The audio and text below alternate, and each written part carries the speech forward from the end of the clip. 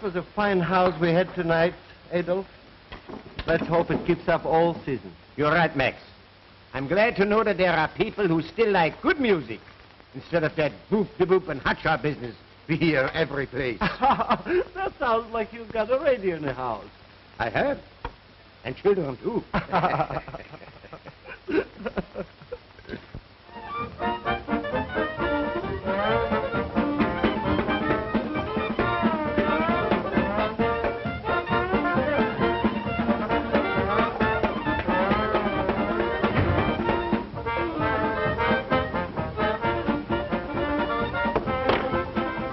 Richard. Oh, dear. Must you play that radio so loud? Okay. Every time you come in, I've got to turn the radio off. If you wanted it just for an ornament, you could have saved yourself some money and bought a hat rack. Now, such a way to talk. Doesn't your father like to see you enjoy yourself? Always? Music is good for everyone. But for the love of sake, such discords as you listen to... Here is real music.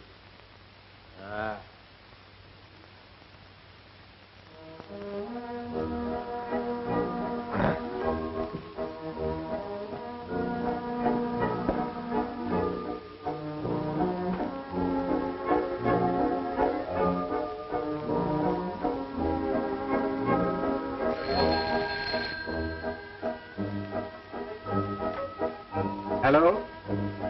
Who? Oh, just a minute, please. Paula? Telephone. All right.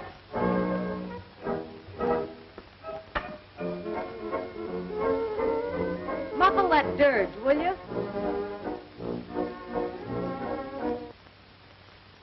Hello? Oh, Michael. I'll be right down. Don't be so impatient, darling. I thought only taxis had meters. It's never too late for champagne and orchids. Okay, darling. Paula, it is almost midnight.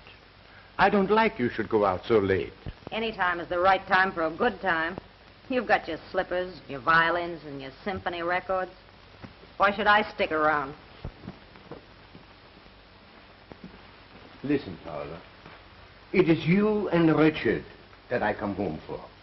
And when I get here, you both go out. Don't you like your home? Well, it's all right for those who go for firesides. Personally, I don't. Just a difference of opinion. It's what makes the world go round, you know. When I was your age, I spent my evenings practicing my music. But you and Richard, you only care for a good time. Well, it depends on what you're looking for. And a life with a violin under one's chin isn't my weakness. Oh, I almost forgot. Leave $10 on the desk for some things I ordered downtown today. They'll be delivered in the morning. What time you coming home, Paula? When the party's over. Nice, pleasant little family this is. Not. You'd think she'd include me on some of her parties. But no. Her friends are too swell to have anything to do with a guy that wears clothes like mine. For the love of sake. Now, such talk is silliness. I buy you good clothes. Only last Christmas, I bought you a new dinner suit. Yeah. Mine, I've got already 9 years. And it's still good. Mm-hmm. Only in the pants. Nobody notices that when I'm sitting down. Oh, nobody looks at what a musician wears anyway. This little supper, just you and I, eh? You go get it. I'm tired. All right, I'll get it.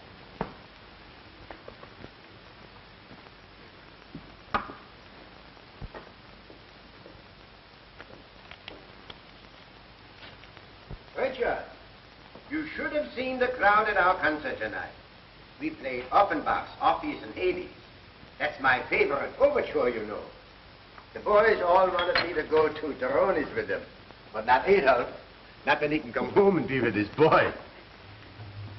Richard. Richard.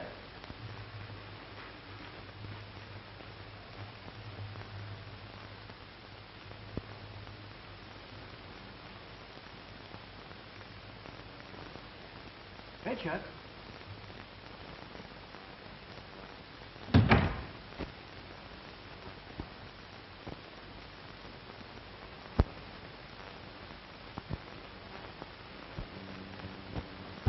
Here. Thank you. 1, 2. Well, how did you like your last guest conductor? He's like all the Russian maestros. Just a contortionist. And besides, he favored the hobos. Rossini is hard to please. Buhakov is a splendid conductor. We played Orpheus and Hades beautifully. You are always faithful to that overture, and to Adolf. And while we are on the subject, Buhakov told me that your violin passages were exceptionally fine. Well, it is my favorite. Perhaps someday I will be able to play it good enough to play the solo passages. Adolf, that opportunity will be yours 2 weeks from tonight. Mancini, you mean that... Yes, I mean we'll repeat the Orpheus and Hades overture, and you shall be the soloist. As orchestra manager, I have already arranged with the Symphony Board of Directors to have you promoted to the concertmaster's chair by this time. You see, Martinelli, our present concertmaster, leaves to go on tour, and the place is yours. You don't know what this means to me. All my life, I have waited for this moment in my career. Adolf, a fine musician like you deserves such a recognition. And now for your rehearsal. The director is waiting. Congratulations, Adolf, as our new concertmaster. Thank you, Max. Oh, I'm so happy. And I'm nervous, too. You know, I only played the overture, Orpheus and Hades, for 10 years. I need more practice, maybe. Eh? Why don't you go down to hear Franz Steinmann tonight at the music hall? Watching him should give you more confidence. That's just what I'll do. Listening to the greatest violinist in the world should be enough inspiration. I should say so.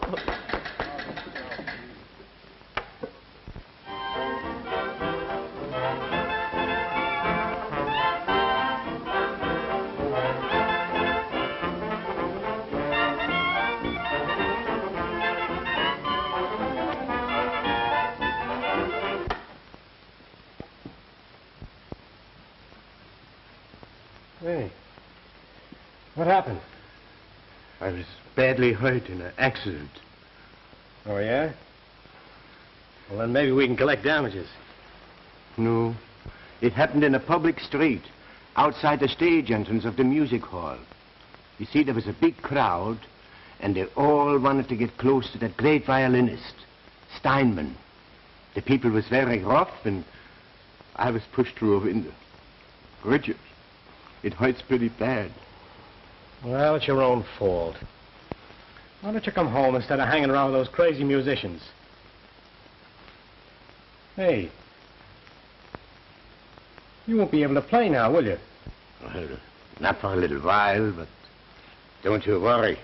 Everything will be all right. Do me a favor, Richard. Get me a little schnapps. I feel a little dizzy.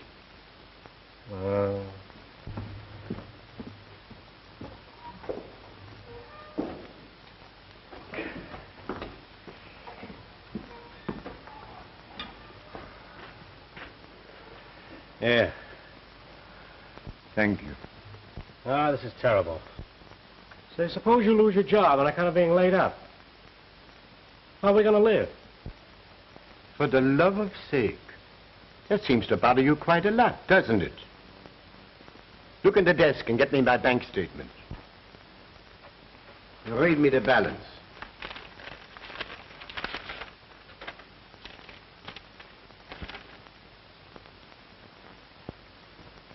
Why, it's only $52. What? Oh, yes, I remember. I had $500. I bought a new violin. And I loaned Rodzinski, a cello player who's out of work, $50. A fine lot of consideration you have for Paula and me. Here you are almost penniless because you must buy violins and help out hand musicians. Now your hand is injured and you can't go to work, and yet you say everything's going to be all right? Sure. Why not? Even if I'm laid up longer than I think. Surely you and Paula can help out by going to work. Yeah, what kind of work? Paula ain't the type, and I can't find anything that suits me. And it's your fault, too. You never let me go out and do what I wanted to. I always had to stay home and listen to that crazy music of yours. Well, if you're going to talk like that, I think I'll go to bed.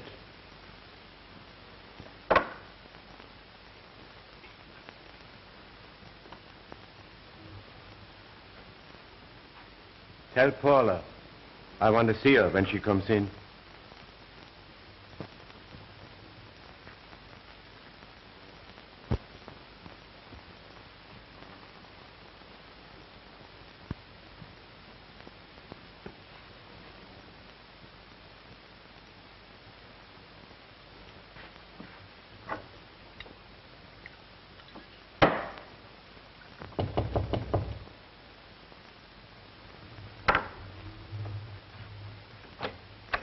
Greg? Yeah. Telegram for you. Sign here. Thanks. You're welcome.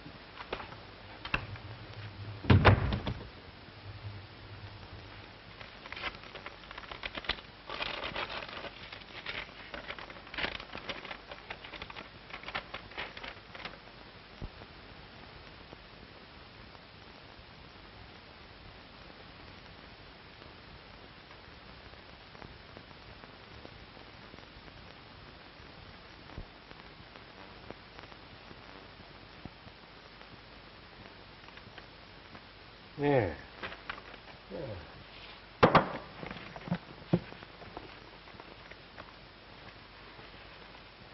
Pennsylvania, 65600. Get me Pennsylvania, 65600. What time can I get a train to Atlantic City tonight? 11:40. Thanks.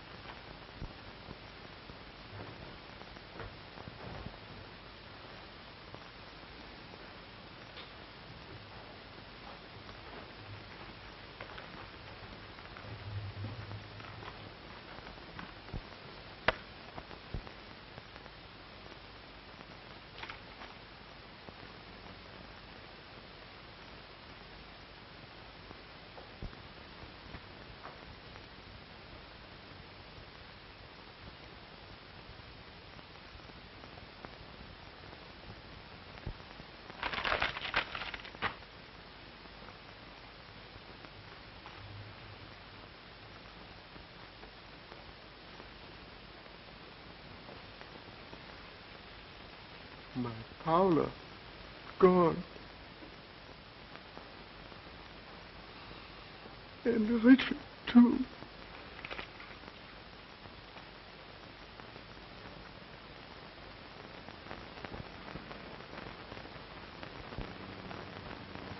Well, Mr. Grieve, this is the final bandage.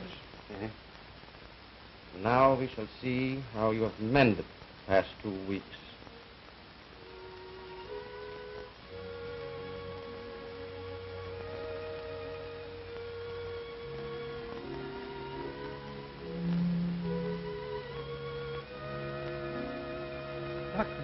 Look, I can't bend the fingers. Tell me, what's the matter? Quick! Exercise will probably limber them to a certain extent. Your fingers will always be semi-paralyzed.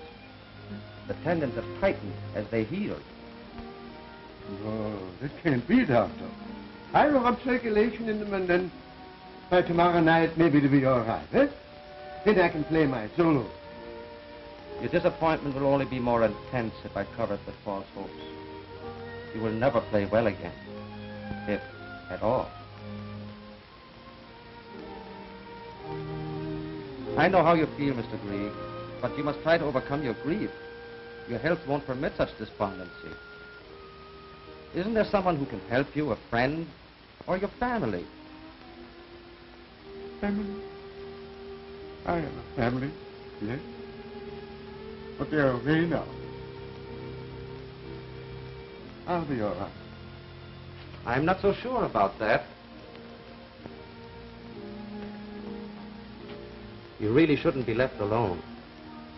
Well, I'll manage somehow.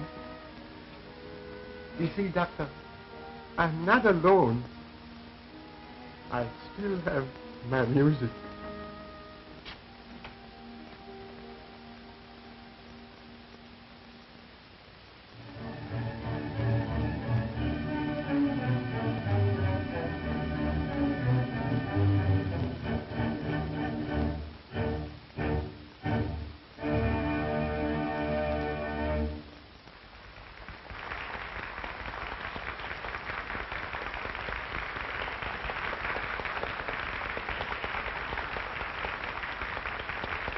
Ah, Adolf!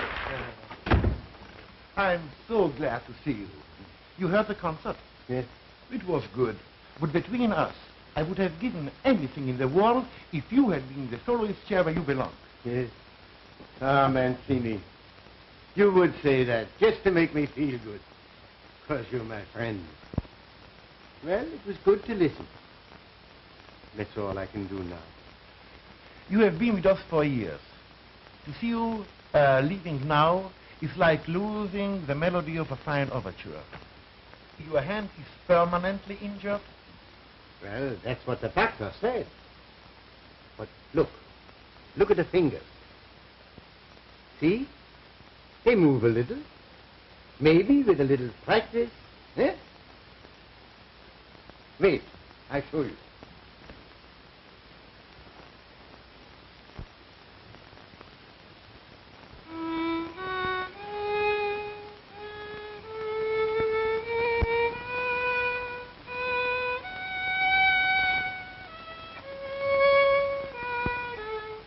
Don't, Adolf, don't. I want to remember you are playing as it was, not as it is now. Forgive me. I had to try. And now, I want to ask you a favor. Anything in my power, Adolf. I know I can't play anymore. But isn't there something else I could do? As the manager? You do the hiring. Perhaps I could help arrange the scores, take charge of the library. Anything you wish to give me. I wonder why we always must disappoint our friends when they need us. You asked me something I would give you in a second, if I could. But Adolf, I can't. There are no vacancies. I cannot throw men deliberately out of work, even if I wanted to. Perhaps later we'll find a place. Yes. Perhaps I'll find something else. I'm sure you can, just on your reputation. And in the meantime, No. won't you accept this, just as a loan from the orchestra and myself? No, Mancini. I appreciate that, but I couldn't. No. I'm not worried. My family, you know, they won't let me want for anything. Adolf, your face is as beautiful as your music. Don't ever lose either. My music is my faith.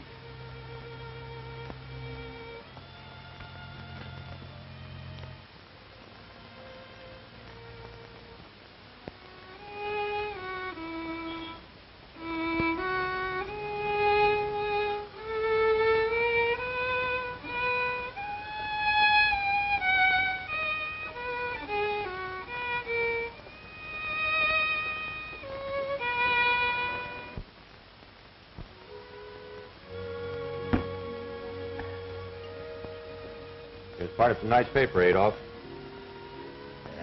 The society column. That holds no news for me. Me neither. Huh? Thanks. Good night. Good night.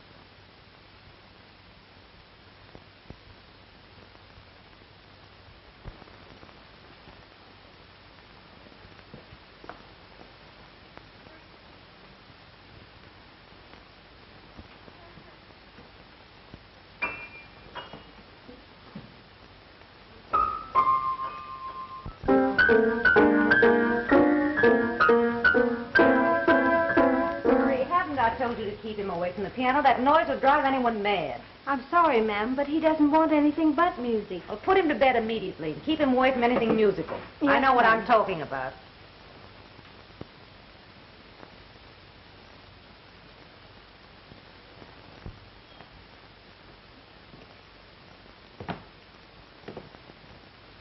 Where's the baby? I thought I heard him drumming on the piano. You did. I sent him to bed. Noise is enough to drive anybody crazy. To bed? Wait. You mean to say you sent Carl off without letting me say goodnight to him? Why? He's not old enough to understand you anyway. But you are. Paula, you're about as selfish and shallow as anyone could be. That isn't the opinion you expressed when I was unavailable. Naturally. I only knew a false charm, a less intimate side of you then. At that time, you still had a husband to acquire. That's merely a crude way of boasting about yourself. Candidly, I may be as disappointed as you are. I'm young and you're, well, uninteresting. I see no reason for showing a charm and happiness I don't feel. You going to the concert this evening? Yes, worse luck. It's too late to stop the clocks from calling for us now. Well, at any rate, their presence will guarantee a pleasant evening. Yes. I talked to him at lunch at the club today. Seems that Mrs. Clark is thinking of filing suit for divorce. I've never seen him in such high spirits before.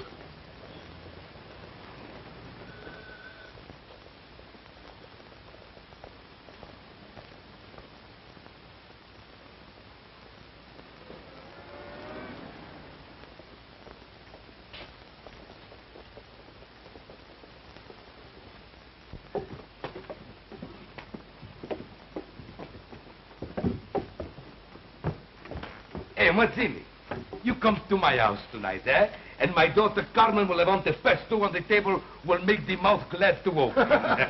Not tonight, Rossini. I'm too tired. Oh, tired. You come to my house, you're not going to be tired. Because you know why? You always have plenty good fun, and you have... Oh, look, poor man. He's a musician, too. Excuse me, mister. Dio mio, it's Adolf. Good heavens, it is Adolf. Oh, help him up, poor man. Mancini. Rossini. Oh, it is good to see you. Adolf. Why, you are shaking. I changed my mind. Both Adolf and I will accept your invitation for supper tonight. Good. No. I must go. Oh, nothing of the sort. We haven't seen you in years. What? You would refuse Rossini? Why, it's the reunion for everybody. Come, we go. We go. E quando Ramiro... Ah, Carmen. Yes, Daddy? More vino, eh? Presto, presto. Adolf, where are you living? Uptown. Way uptown. Why don't you move down here with us? All you get uptown is the noise of the streetcars and peddlers. Down here we have nothing but music, except when your friend plays the saxophone upstairs. He says the same thing about your trombone playing. How would you like to stay down here with Rossini tonight? You look very tired, Adolf. And tomorrow we could spend the day together with our music, eh? Sure, why you no sleep down here tonight? I got plenty room. Come on, I show you.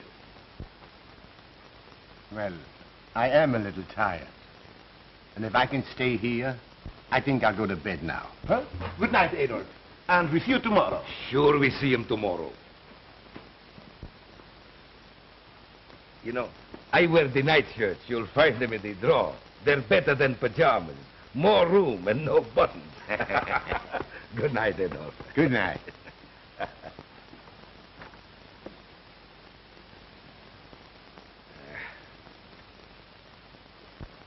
You know something? I don't think he's got a home. Never do I.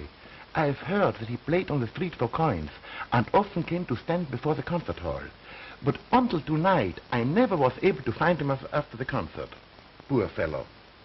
His music and memory made him come there, and then his pride would make him leave before we could see him. How awful. Daddy, I've often heard you say what a fine musician he is. Can't we do something to help him? My dear girl, he's very proud. He would be insulted if we give him charity. And you know he can't make music with his bad hand. If we only could think of a business proposition for him. I have it. Listen. Second studio below us here. Yeah, downstairs. Oh, why not set him up as a violin teacher? He wouldn't have to play much himself, and I'm sure we could find some pupils. Two of the children Daddy teaches the trombone to. It's an idea. Oh, it's great. Practically perfect. I'm sure he would accept it if he thought he could pay us back. You know, as a business proposition, not as a charity. I'm going to donate a frock coat and 3 music stands. I'll hang his drapes and make his coffee. And I sponsor him personally. We start tomorrow to the Greek music school. To the Greek music school. E tutto romanzo che c'è comico, tutto romanzo. E go the kitchen. E tutto romanzo con quanti che c'è, come ti niente, e le cavallo.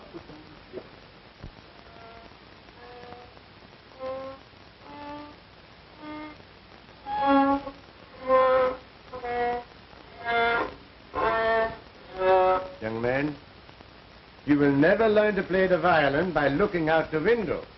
Oh, gee. Only sissies play violins anyway. I want to play the drums. Then why do you come to me twice a week? 'Cause my mother went and got this violin for a lot of soap wrappers she'd saved up. What a reason for becoming a musician. All right, that's all for today. Thanks, Mr. Green. But remember, I want to hear improvement by next Monday. Oh, I'll practice hard, Mr. Green. Goodbye. Bye. Why you no look where I'm going, eh? Excuse me. Your pupil seems anxious to leave. What a life with those children. Their mind seems only on the clock. Ah, you've only had 8 years of it. Think of the lifetime I have suffered with those kids, and their heads are full of applesauce. With the movies and the radio, they had no time for real work. Yeah, how many pupils you have now? 24. I had one more, but he's now in reform school. Say, how do you get your pupils to practice? Mine pay no attention to me. You see, the trombone is a grand horn. And the harder you blow, the louder she is.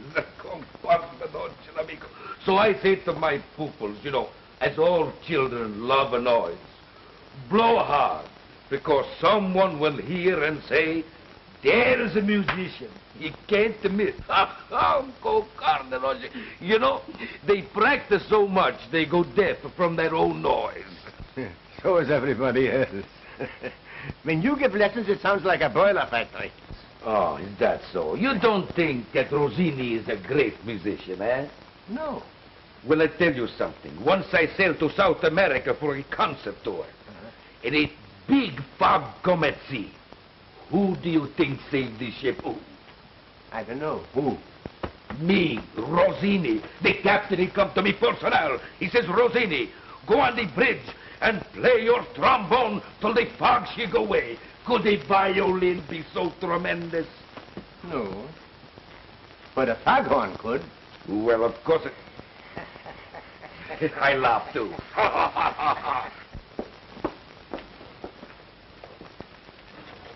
Say, where is your father? Arguing with Adolf, I guess. That's their chief exercise. That Adolf, he's a great old fellow.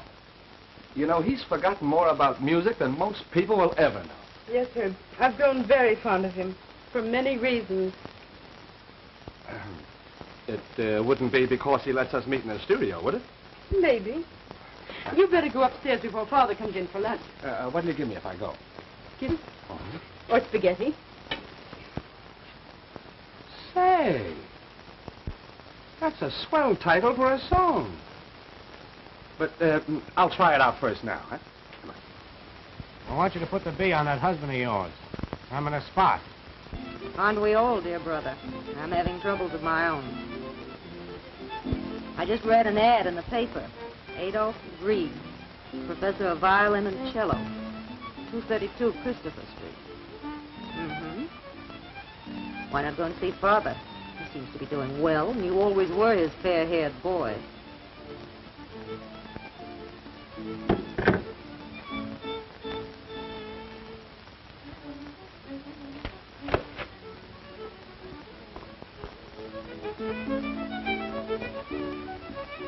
Carl. Yes, Mother. We won't need your services any longer. You may go.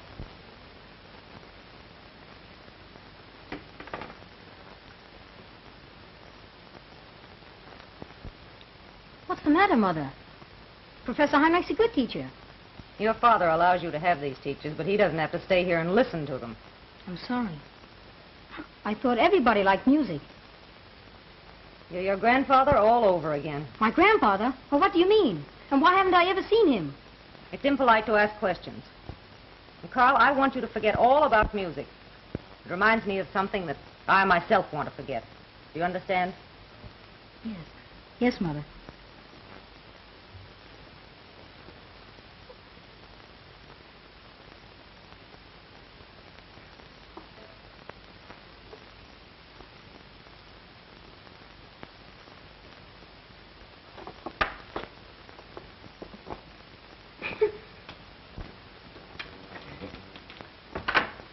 Excuse me for being so long at the telephone. Now we begin the lesson. Today we play Rubinstein's Melody in F. I'll show you how it goes. No chewing gum, please.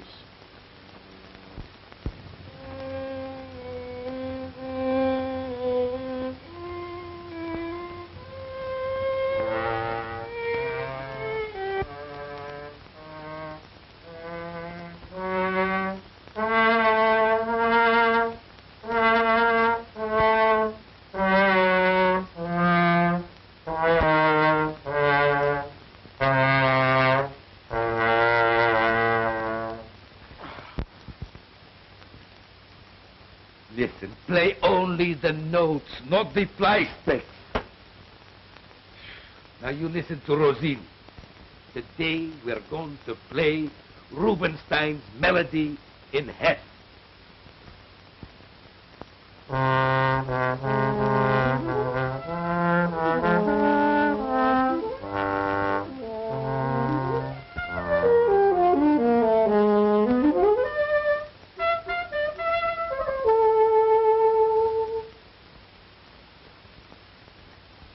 You know, Sam, I wish we could write a good number.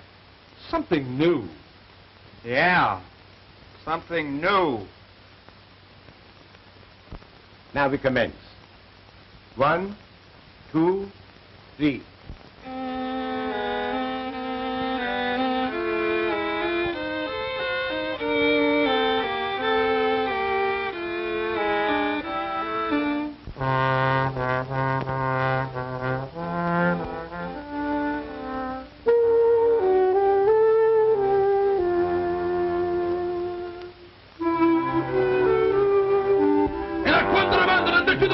Siente la sabía.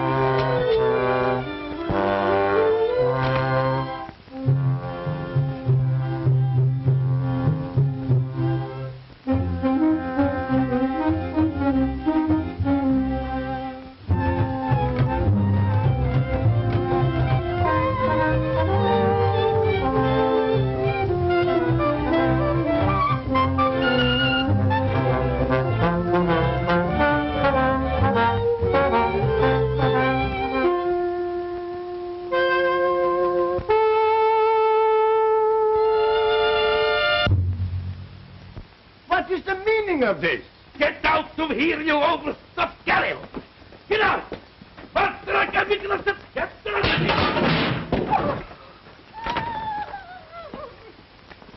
Boy, what a melody. And to think the old boys downstairs started it. Say, wait here. I'm going down and compliment Rosina. That'll be all for today. Thank you for loaning me a violin, Professor. Mine will be fixed in time for the next lesson. Well, that's nice. All right. Goodbye. Goodbye. Bye, Professor G. Goodbye. Bye.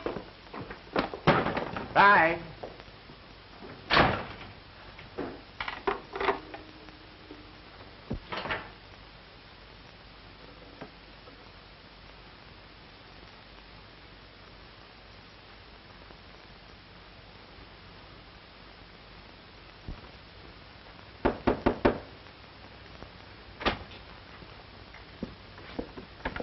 Maybe he's in the bedroom.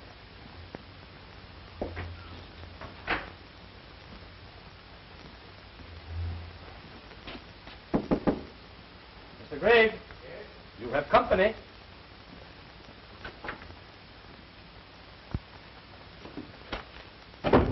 What is it?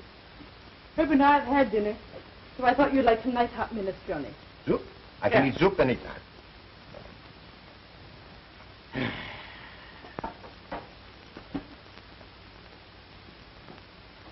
Hey, what's the matter here? You look kind of tired. Well, my pupils were very trying today.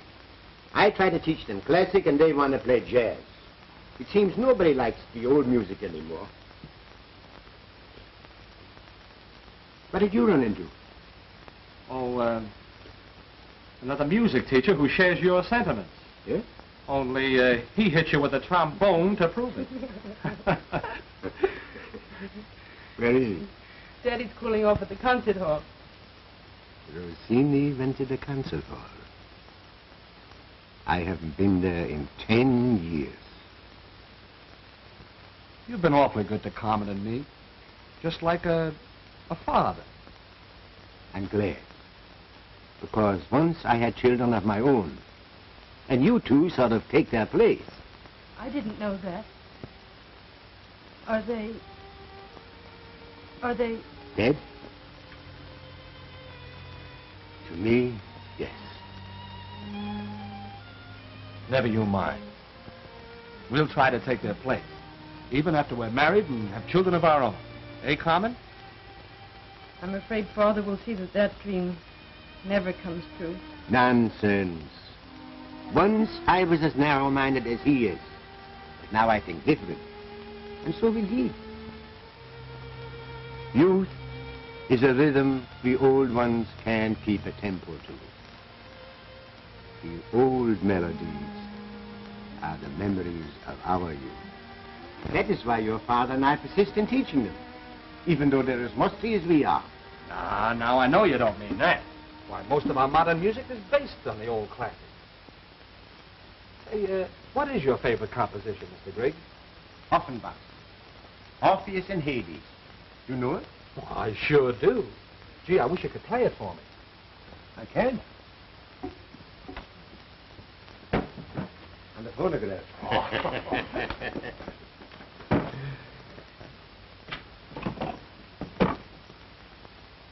I haven't played that symphony for a long time. Start it.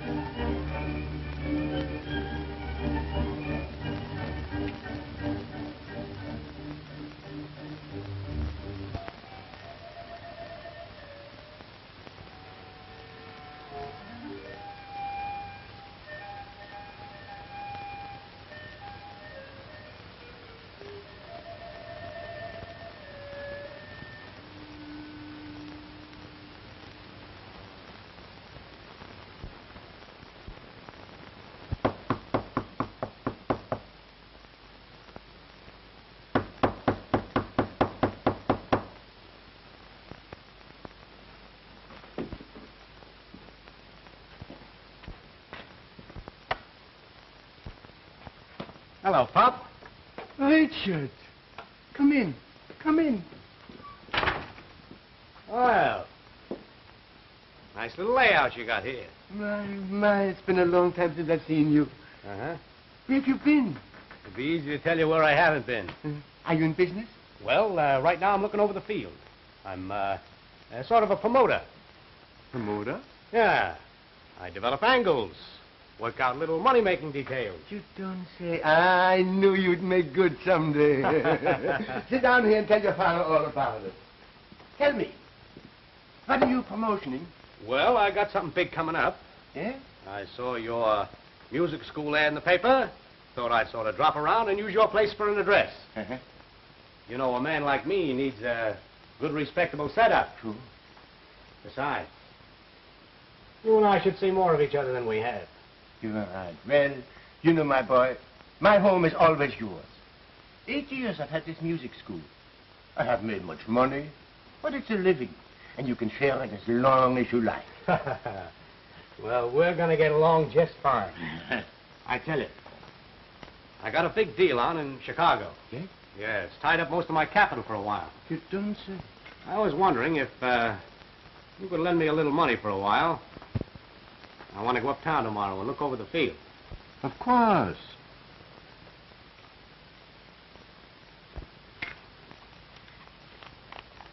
Is that enough? Sure. I'll let you know if I need any more. That's all right. Now, tell you what, you sit here, and I'll make some Liederkranz sandwiches and get some beer, and then we'll have a nice little talk, eh?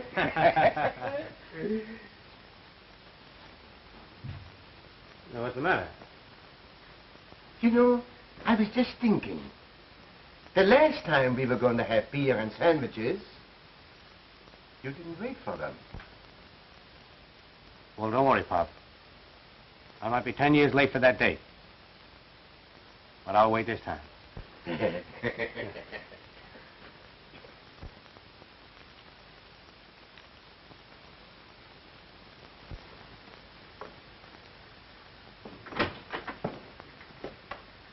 Good morning, Richard. Oh, hello, Pop. Good morning, Miss Rosini. How's the most beautiful daughter of the world's finest trombonist? I'm glad you appreciate my father's ability, Mr. Grigg. Oh, excuse me. While I read my mail.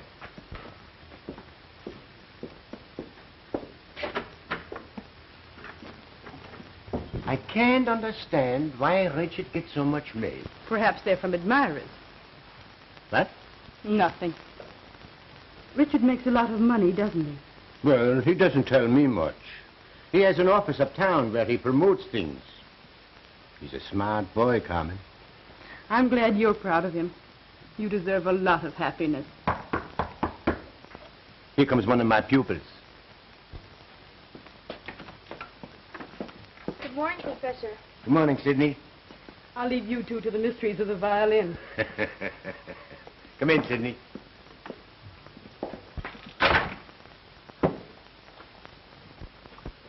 Well, Sidney, did you practice hard this week? No, sir, I didn't. You see, sir, my dog ate half the music, so I could only play the bottom of the page. Well, that's the first time I ever heard that one. Never mind, the lesson will commence.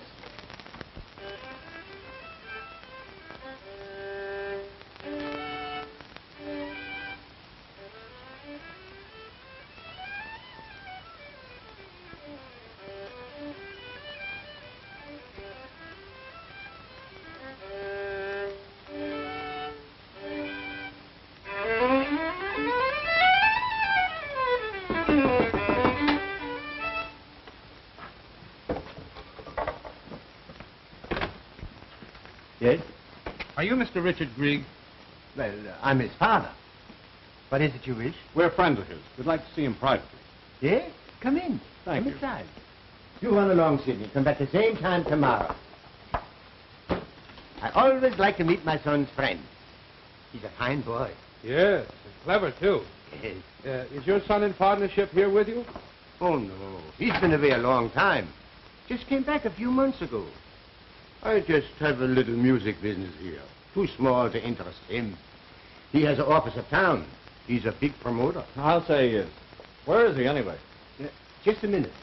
Richard? Richard? Yeah? Oh, what's going on here at the convention? No, these gentlemen are friends of yours. Oh, yeah? Yes. That's news to me. What's on your mind, boys? We read that ad you mailed to people, and we thought we'd like to get a piece of your business. We're violin manufacturers. I don't need any violins. I have plenty of them. You got violins, Richard? Well, I thought you didn't like music. Mind your own business. I'm sorry, gentlemen. I'm not interested in anything you have to offer. No. Maybe you will be when we get you down the pen. Why, Richard, what does all this mean? You guys are crazy. You're the guy that's crazy, using the mails to defraud. Well, there must be some mistake. Why, what has Richard done? You ought to know. Why, he sent letters to mailing lists and has received money for services and merchandise which your music school was to deliver. Now, we hold a warrant for his arrest and enough complaints to put him on ice for years. For all we know, you're as guilty as he is. Oh, lay off. My old man's got nothing to do with it. He's just a musician, but he's not in on my swan song. Oh, Richard, what? Ah, play it on your violin. Well, what are you waiting for? I'm the guy you want, ain't I? Yeah, come on. Why, you... All right, Pop. We're not pinching you. It's funny a nice old guy like you would have a son like that. Well, those are the breaks. So long.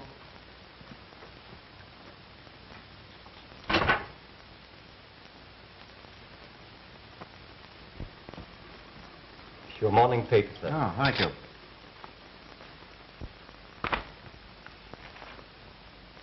Oh, what's this?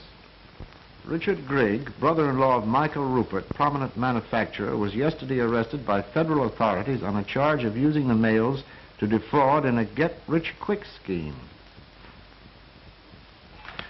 Well, that just about breaks the camel's back. I'm sorry. Can I help what my brother does? What's the matter, Daddy? Carl, will you leave the room, please? I want to talk to your mother. Yes, sir. Excuse me, Mother. But it has made me reach a decision that has long been in my mind. I want a separation. Suppose I don't want a separation. I think you will when I tell you a financial settlement goes with it. Change might do me good at that. Perhaps your ideas are the same as mine. What's your proposition? I keep Carl. You get $50,000 cash. You don't value our son very highly. Make it 100,000. 75 then. And remember, you're to stay away from both of us. That won't be difficult. You've been an uncongenial wife and a disinterested mother for years. Save your compliments. Is this final? My lawyer will draw up the paper immediately. You get the cash, I keep Carl.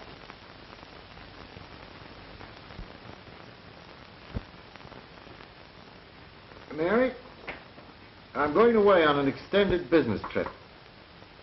I'm leaving him completely in your care. Be good to him now and give him lots of those cookies, you know, you used to give me when I was a boy. Oh, don't you worry. Your old nurse knew how to make a good man out of you. Carl and I, we will get along fine together, won't we, Carl? Yes, Mary. But gee, Dad, I wish you didn't have to go away. Well, I feel the same way, son. But after all, it's business. I'll write you often. And mind you behave. Yes, sir. Now then, you run along because I want to talk to Mary. Yes, those cookies we just talked about. It's in the kitchen on the left shelf. Go ahead. Goodbye, Dad. Goodbye, son.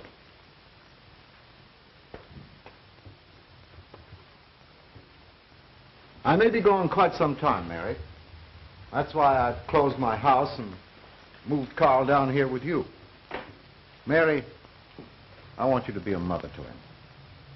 Of course, you know that my wife and I have separated. That's why he needs a good woman's care more than ever. You understand? He will be a good company for an old woman like me. Don't worry about anything. God bless you. Thank you, Mary. Goodbye. Goodbye. Oh, young man. I know all about your father, but I don't know nothing about you. Now tell me. Tell me everything. Well, first, I like these cookies a lot. Oh, that's a good beginning. And I think I like living down here. It's old and funny looking. Just like, what's next? I'm 10 going on 11. I like music. And I can play both the violin and the piano. Oh, that's fine. Music is good for everybody. You play well? My music teacher said I played very well. But my mother always made me stop. Of course, she said it was just noise. So, well, we attend to that. Tomorrow we will get a new music master. And we will find out for sure. And I know a fine one, just for the violin. Gee, really? I think I like you an awful lot.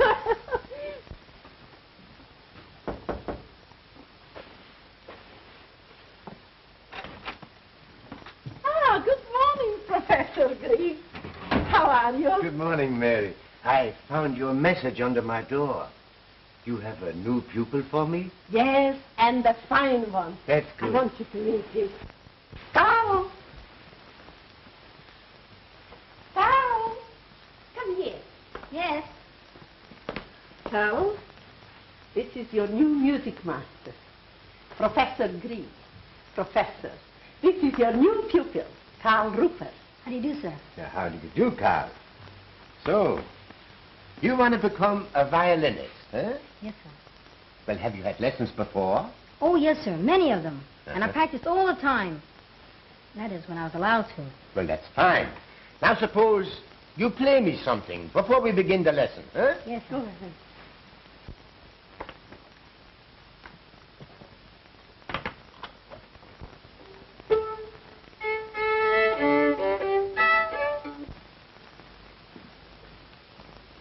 What shall I play, sir? Play something you know real well. Your favorite.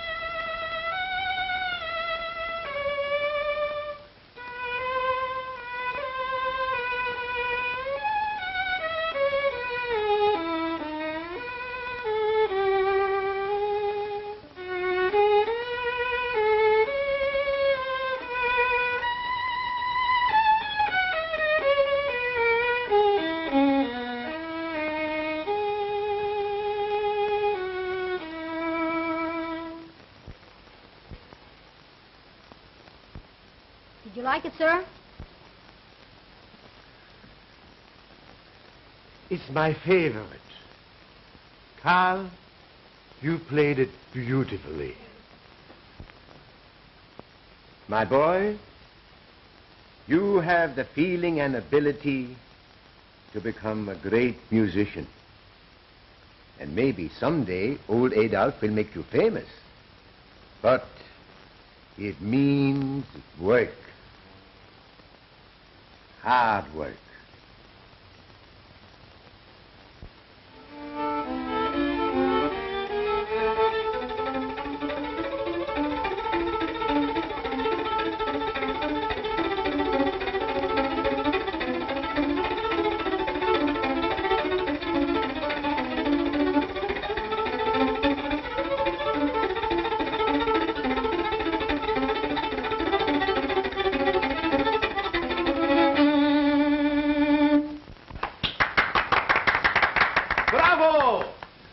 Young men, you astound me.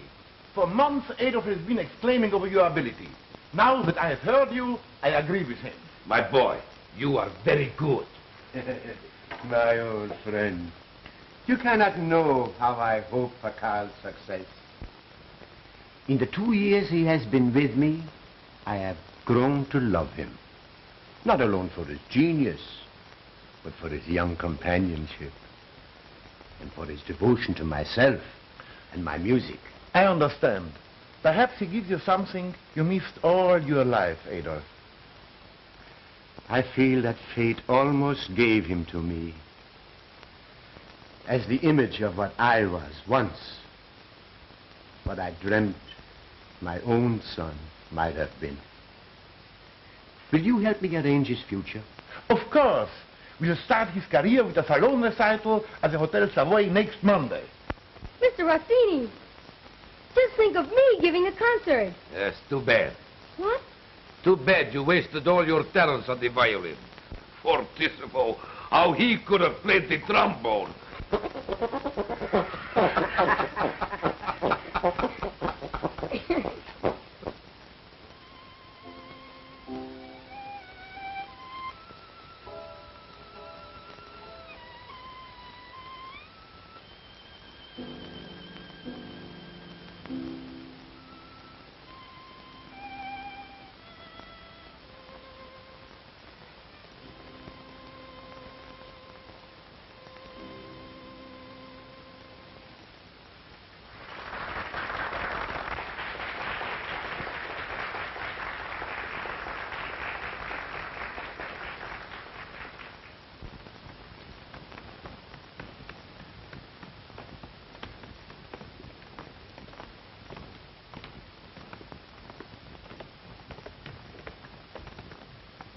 That boy has a world of talent.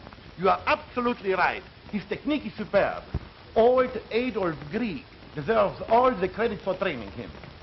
As chairman of the Symphony Society, I'm going to recommend that we have that boy appear as soloist on one of your future concert programs. I thought you wanted Carl.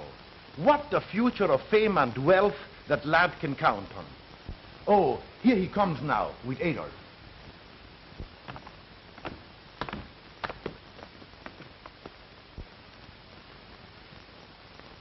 Mother! Carl, darling. Paula. Paula. And Father, well, what a reunion. What did he call you? Well, he called me Mother. Carl's your grandson. Professor Grigg is my grandfather? Gosh, if I had my choice, you're just the one I'd pick. Carl. Carl. I can hardly believe it. For 2 years, day after day, I have been with my own grandson and didn't even know it. It isn't fair. You can blame Michael for that. He stole Carl from me and put him with an old nurse. Well, I didn't know where he was. I haven't seen him until now. Carl, darling. My daughter. My grandson. All in one day. It is almost too much for an old man like me. Congratulations to both, getting a grandfather and a great music teacher. Now that I know your relationship, I understand where your genius comes from. Oh, Mancini. I just told Mr. Mancini to engage you as soloist for a coming concert of the Cosmopolitan Symphony Orchestra. Congratulations. Oh, thank you, sir. Pardon us. Mr. Rogers and I will go now and arrange all the details. Carl. Carl. Did you hear what they said? I'm so happy, Grandpa. Now I know I did everything you asked and studied so hard. I'm you, I guess. Carl, you're not going to play that concert. You're coming home with Mother. And then we're going to Europe where you can have the best training before you make public appearances. But, Mother... Paula, you can't do this. Remember, he's mine, too. He's my grandson. My prodigy. I heard them say what Carl's future will be. And he will not appear until he's been schooled by the best masters. Too many careers have been ruined by hate. After all, I have as much interest in his success as you have, you know. Come along, Carl. You can see your grandfather later. Please, Paula. Don't take Carl away from me. You'll see him again before we leave for Europe. Come on, Carl. Come on, dear. Sorry I'm late, Paula. Shall we grab a cocktail?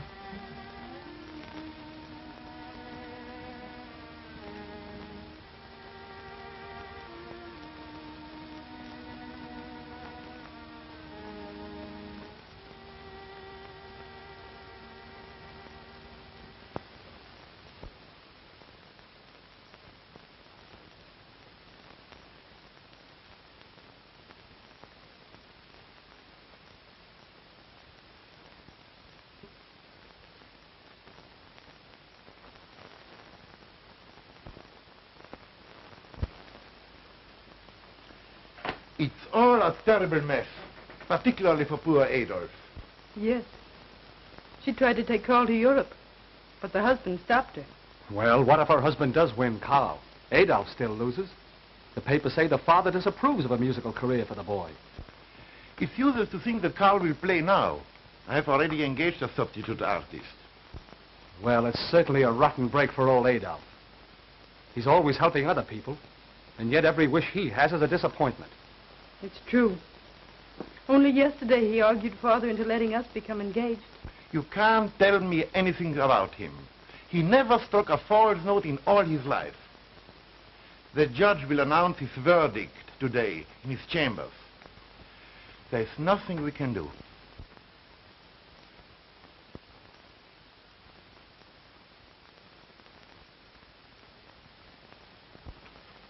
After careful consideration of the testimony and argument of counsel presented in the case of Paula Rupert versus Michael Rupert, regarding the custody of their son, one Carl Rupert, aged 12, the defendant alleges, and by documentary proof establishes, that the plaintiff accepted a financial settlement in return for relinquishing the rights to the son's custody.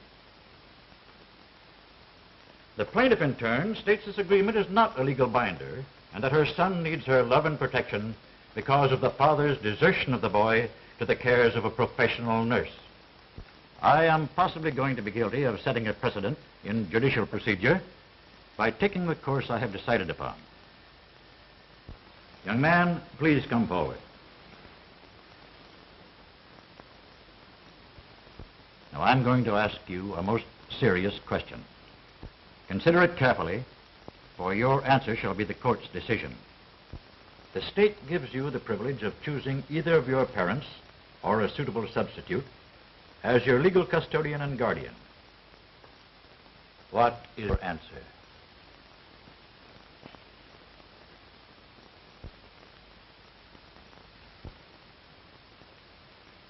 Why, I choose my grandfather, Adolf Grigg. But this is ridiculous. I shall appeal this rescission. Gentlemen, please. Mr. Grigg, do you accept the appointment of this court as the custodian of your grandson? Or have you any objections? Objections? Your Honor, I rejoice in the greatest gift an old man could possibly get. The devotion of his grandson.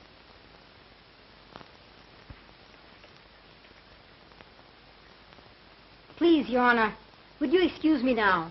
I must practice my music because tonight I play with my grandfather's old symphony orchestra. You are both dismissed. You see, Mary? He's going to play the concert after all. Yes, I'm going to get the dinner ready. No dinner.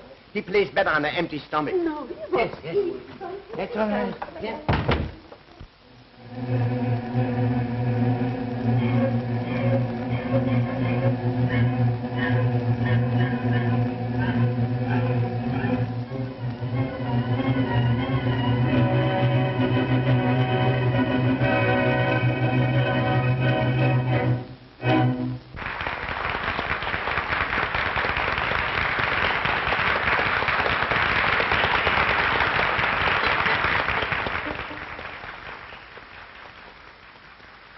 My boy, all my life I have longed to do what you are going to do. The opportunity was denied me. Now you have a chance. Show them what we can do. All right, Grandpa.